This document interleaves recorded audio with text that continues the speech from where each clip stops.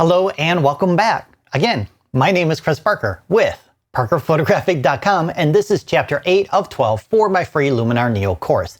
In this Luminar Neo tutorial, you're going to discover how to get the most out of the creative editing tools to achieve your creative vision. And just like with the previous Luminar Neo tutorial, I'll use a few different images to show you some effects you can create with these creative tools. And if you're ready, let's do it. One of the first creative tools we have in Luminar Neo is Relight AI, which is going to allow you to shape the light around your subject to help that subject stand out even more. So with Relight AI, you can alter how bright or how dark the foreground and background are. So if I want to darken up the background, I can do that with brightness far. And you can see by making it darker, she's starting to stand out more or to be separated from that background even more. We can also adjust the brightness level of the foreground to make it either brighter or darker as well. Depth is going to affect the transition of the foreground and background. So right now at 50, it is affecting both equally. If we adjust this to the left, it's going to affect closer to the camera versus further from the camera if we go to the right. So you can alter the transition between the two to help you achieve the lighting effect that you need. Now, we also have some additional advanced settings here as well to help us refine the adjustments to remove any type of artifacts or halo effects that may occur with the relighting. So dehalo will remove some of those halo effects along the edges. If you're seeing that, go ahead and adjust the dehalo as needed. You can also adjust the color of light in the foreground and the background. So if you want the background to be cooler, you can adjust the warmth far to the left, and that's going to add that blue color into the background. And then you can adjust the foreground to be warmer if that's something that you want to do for your image. Now, although the Relight AI was designed for portraits that were backlit, you can use it on other types of images as well, like landscape photos. So in this particular example, the foreground area right here is really bright, and it's kind of competing with the rest of the elements in the image. So if we want her eyes to focus more on a specific point in the image or a specific element, you can darken up that foreground in this case so that our eyes gravitate to other elements versus the foreground here. So let's go into Relight AI, and I'm going to darken the foreground here. And now you can kind of see how that is minimizing the impact of that foreground because it's not as bright. If we make it really bright, you can see how our eyes are kind of like not sure where to go in the image because it's so bright in the foreground, it's competing with the sun in the background. So you can use Relight AI to darken up that part of the image so your viewers gravitate to the element or the subject that you want them to focus on. And of course, you can also use brightness far to adjust the lighting in the background as well. And then if we go ahead and darken up to -100, we can adjust the depth here. And I'm just showing you this for demonstration purposes. If you increase or decrease the depth, you can see how that's gradually adding that adjustment to the rest of the image. So now it's more in the midpoint and the foreground, and it kind of has a little bit of an oval shape right here. It's kind of hard to see unless you're looking at the original image. So go ahead and try this out, but you can see that transition is starting to grow towards the center of the image more so versus the lower levels here. So you can use depth to fine-tune where that adjustment is placed in your image. Another powerful creative editing tool that we have in Luminar that we can't do in Lightroom is Sky AI. So Sky AI will allow you to replace the current sky in your image with something more interesting. And we have a lot of tools here to help us make that sky transition, or that sky swap, I should say, look more realistic, because the keys to making a sky swap work with an existing image is to make sure that the direction of light in the new sky matches the direction of light in the rest of the scene, as well as the color of lights should match. And if you have any elements in the scene that can reflect the sky, you should have those elements in the reflection as well, as far as the new sky that you're replacing. So if you have a body of water that is reflecting the sky and you add clouds, well, those clouds should be reflected in the water as well as the color of that light. So all of these tools right here will help you do that. So let's go over how this works. So you can select your photo either from one of these two here, you can buy some more from here, or you can select from the pre-existing library that comes with Luminar Neo. If you want to add your own skies, you can click here and upload into Luminar Neo your own JPEG sky files. So if you want to add some white fluffy clouds to a plain boring sky, all you have to do is click on it and then Luminar will do its magic and boom, you have a new set of clouds or a new sky in the image just like that. So Luminar Neo is going to auto-magically make a mask of the sky and place that sky that you select into the appropriate position. Now, like I mentioned before, the key is light, direction of light, color of light, and more. So this particular set of clouds matches the time of day based on what we knew from the previous sky. So there was a lot of white and a lot of blue in there. So that means this image was probably shot during the middle of the day. I didn't take this photo. I got it from pexels.com. So I'm not sure what time of day exactly, but this closely matches that time of day based on the color of light. But it doesn't really match the direction of light. So if you take a look at the clouds here, we can see that the shadows are down here, which means the clouds were shot with the sun over in this direction here. But if you look at the light or the direction of light on the hills here, you can see that this light is coming from over here. So if we take a look at our options down here, we have several tools to help us make that sky replacement look as realistic as possible. So with sky orientation, you can change the position of the horizon and it will then blend in the bottom of the sky image here with the background that was there previously. Vertical position will adjust it top to bottom, but it doesn't really blend it in, but you can move those clouds to a different position. So if you need something more towards the top of that sky image, then you can adjust the vertical position, and then horizontal position will adjust the clouds to the left or to the right. And if you need to change the direction of the light of the new sky with the original image, click on flip and it will flip the image. Now the direction of light matches the rest of the scene. But what if you want a sunset type of image instead of the middle of the day? Well, let's take a look at some of the things that you can do by creating a new image that was shot during sunset. So right now, the light kind of matches the direction of the light, but I think it's more towards the left side here. So for this particular image, I would adjust the horizontal position to the left to match the direction of the light on the hills here. Now, as far as the horizon position, I wouldn't go higher, but I might go a little bit lower, something like that. Next, what I would do is I would work on the mask refinement if needed.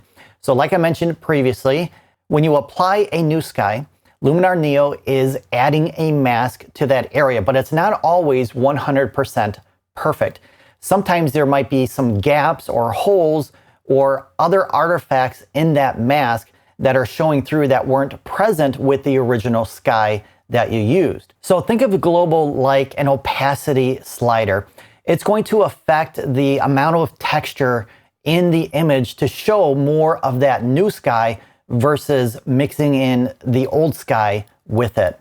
Sometimes when Luminar Neo creates a mask for the sky, it will create some holes or gaps in the sky because it's not 100% perfect, and it may show some of the original sky through little gaps or little holes. To close those gaps, you're going to increase the close gaps slider to fill in the mask in those areas. And then Fix Details will fix any imperfections along the edge of your new sky. And then you may need to do some relighting of the image so that the sky and the original foreground here matches. So scene relighting includes 3 different sliders. So relight strength, when you adjust it to the right, will darken that foreground. And that may be necessary in a situation like this, where now the light is starting to recede behind this hill. So the foreground should be darker than it was when it was shot during the middle of the day. So if we increase this to the right, it will make that foreground darker. With relight saturation, you're going to start introducing the colors of the sky into the rest of the image, which is important to continue with creating something that looks natural or realistic. So if you take a look at the water here, it's really blue, but because we have this nice yellow golden color now, that color should be reflected in the water. And if we increase relight saturation, you start to get those golden colors in the water and other parts of the image as well. Relight human will relight any people in the image. With reflection, you can further refine the reflections in the water by increasing or decreasing how much of the new sky is being reflected in the water. And if you have some ripples in your water, like this one here, you can begin blurring that water to kind of smooth out those ripples so there's more of a reflection. The final adjustments you may want to consider are the sky adjustments. So if you're using a shallow depth of field in the image, you may want to adjust the clouds accordingly. So with defocus, it will begin to blur the clouds so that you can adjust it to match the rest of your scene. Because if the foreground is in focus and the hills are out of focus, well, you don't want the clouds to be in focus as well. That's going to look fake or unnatural. So in this case, we don't need to adjust the focus since the depth of field is fairly large.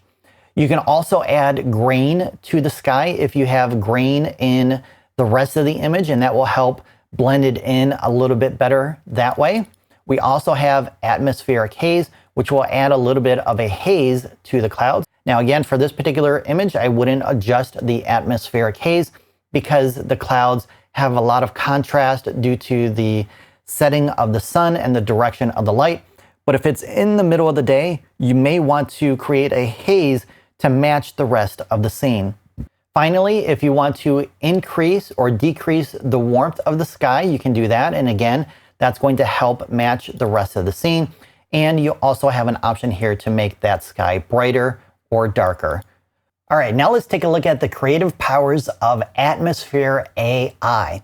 So Atmosphere AI is going to allow you to add some atmosphere conditions to your image. If you click on this little drop-down menu here, you're going to find fog, layered fog, mist, and haze. I'm going to use fog for this particular image so I can add some fog in this area of the image. And it's easy to use. All we have to do is increase the amount and Luminar Neo will magically apply that atmosphere to your image. If you want to increase the depth of that atmosphere, or in other words, add it to more of your image, in this case, more of the foreground, I'm going to increase the depth and that will begin to grow down towards the bottom of the image. And then lightness is kind of like opacity. It will begin to minimize that atmosphere that you're adding so it's not as intense. All right, now let's take a look at the Sunrays module to learn how you can add some flare to your images. So let's say you took a sunset photo, or maybe you took a photo of the sun streaming through some trees and you want to add some sun rays. Well, all you have to do is place the sun center by clicking on this button, and you'll get this little circle right here, which you can click and drag around to position it in the image where those sun rays should start appearing from that center. Then adjust your amount to increase the intensity of those sun rays. I'm gonna go ahead and make it really prominent right now so we can kind of see how these other edits affect it as well. So overlook will adjust the overall brightness of your image. Sun ray lengths will either make those rays shorter or longer. Penetration will begin to penetrate or go through objects in your scene. So if you have some trees here, it will start to shine through those trees. I'm gonna go ahead and move this over just a little bit. So if I lower this to, let's say, 0, we don't see anything.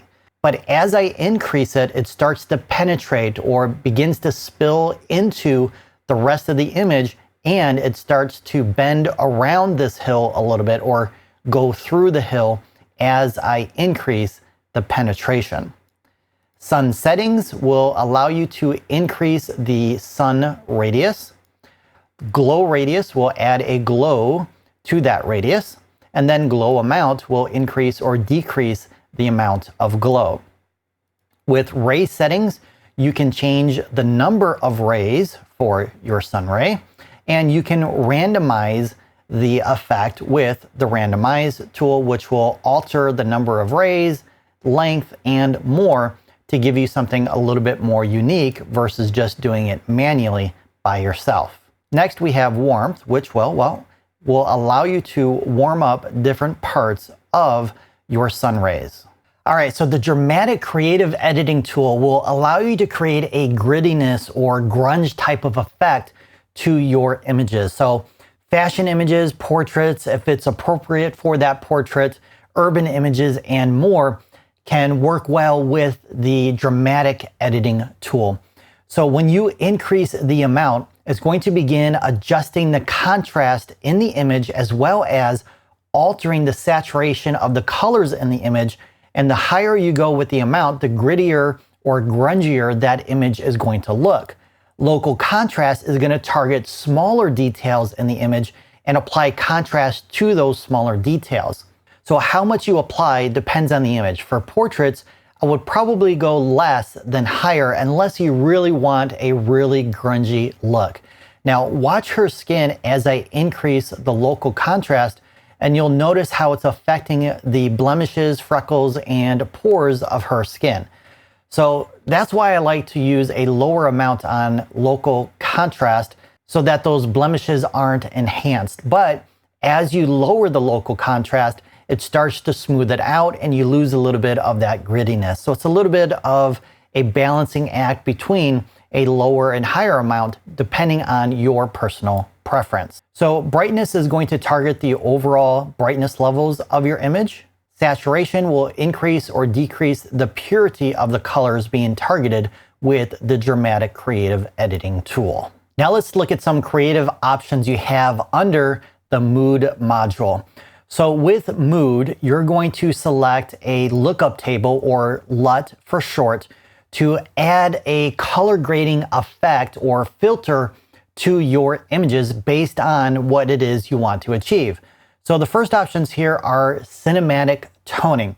So it's going to apply some different colors in the shadows and the highlights to add some contrast with those colors. And as you scroll through each one of these, the image will update with how that image will look before you apply it. This way you can see what each one of these LUTs does to your image before applying it. Now for this particular image, I'm kind of liking Palm Springs. Now before I add that, let's take a look at the creative options. Inside of here, we have some film LUTs or filters that you can apply to the image, as well as some other ones here.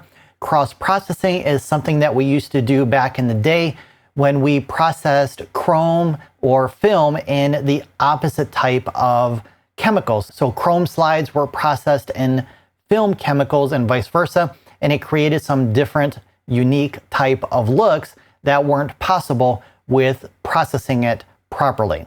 Portrait toning will apply some different types of portrait tones to your image, and like I mentioned before, I like Palm Springs. And then there's not a whole lot much more you can do other than increasing the intensity of that LUT or that filter. You can also add or remove some contrast depending on the type of look that you're after, and then you can increase or decrease the purity of that color with saturation. The toning editing tool gives you another opportunity to colorize your image by applying colors in the highlights and the shadow. So you can target those two tonal values, but you can also alter how much of those tones are being targeted with the amount.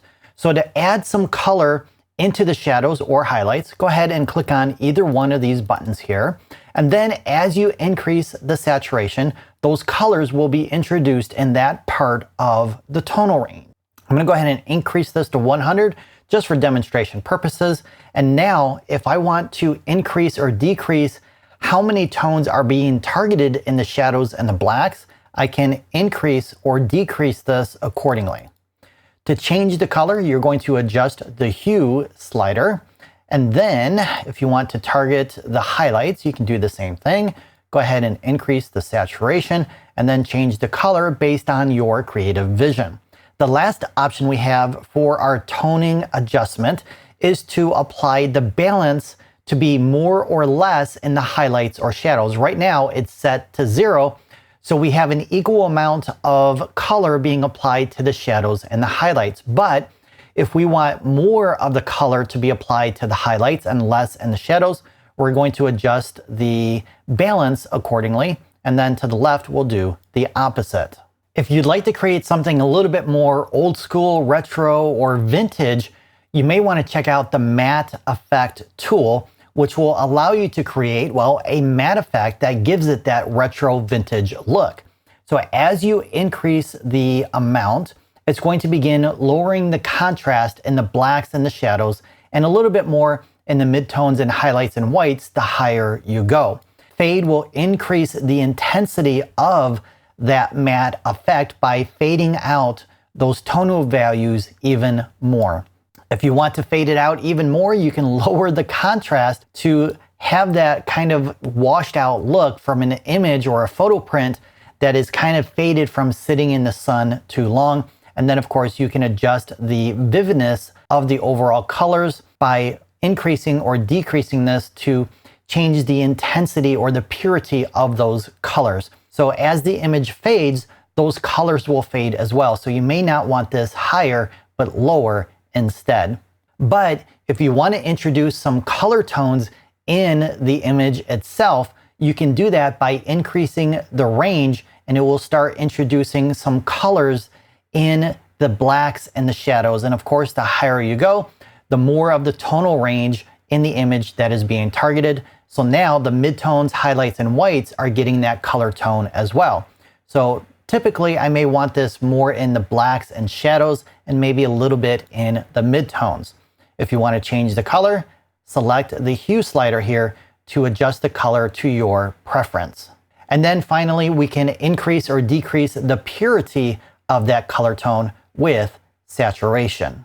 All right, so let's say you want to create an image with a different type of mood, something that's a little eerie or mystical. Well, we have the perfect tool in Luminar Neo called Mystical. So with Mystical, you will increase the amount to begin applying that effect to your image. You will increase the brightness or darkness of those shadows, depending on what you want to create. And then smoothness will begin sharpening or smoothing out those details. So to the left, we'll smooth them out. And then of course you can increase or decrease the purity of the color with saturation, and you can also change the warmth. And for an eerie, mystical image, maybe a little bit cooler for this particular image will work better.